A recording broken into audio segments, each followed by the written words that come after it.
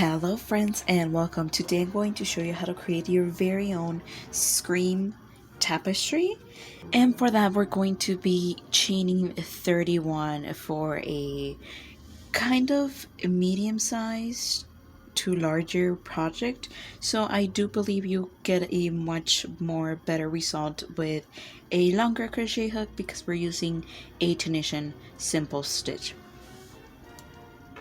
So right off the bat, I'm going to be altering the actual pattern because the very first row of our pattern calls for a color change, and we're doing this with a foundation row, so I don't want to get into the nitty-gritty of how to do a color change within your chains.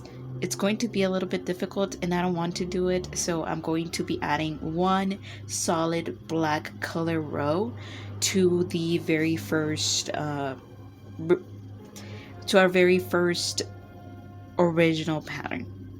So after you have chained your 31 chains, we're going to work onto the back side of our chains. So if you turn your work and you run your fingers through the back side, you feel little bumps, and we're going to work onto those bumps. There is actually one bump right here which corresponds to this stitch. We're going to skip that bump and we're going to insert our hook onto the very next bump. We just insert our hook, yarn over, and pull. Once again, we just locate our bump, yarn over, and pull. I do apologize, it is a black yarn, but you'll be able to feel with your fingers where the bump is. And of course, we should end up with 31 loops on our hook.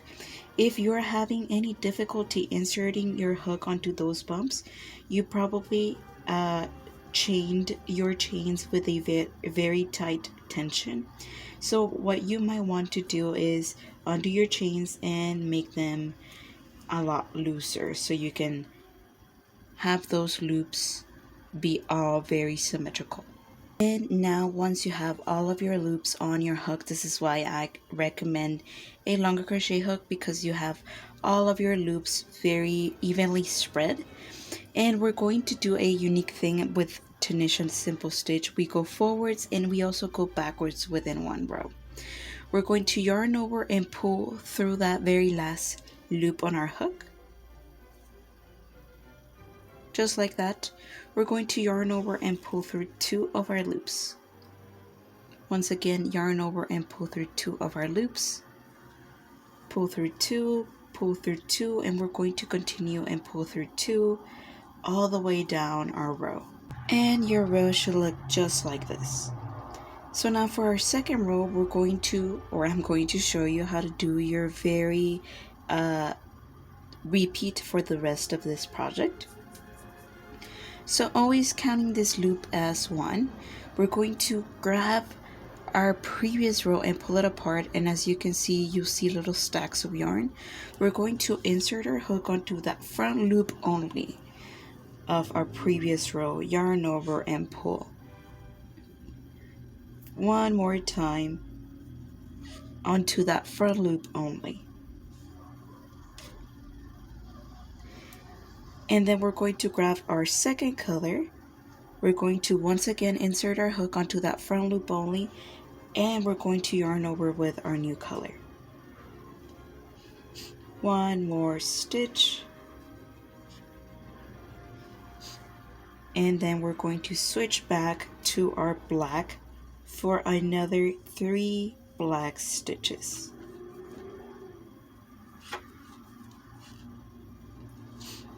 And then once again with our new color for 1 stitch. And then the rest of our row is a black color stitch. And now for our return pass, we're going to do exactly the same thing, yarn over and pull through that very last loop on our hook. That's going to be our chain 1, and we're going to do that for every row. We're going to yarn over and pull through 2, pull through 2, and I'll tell you when to switch colors.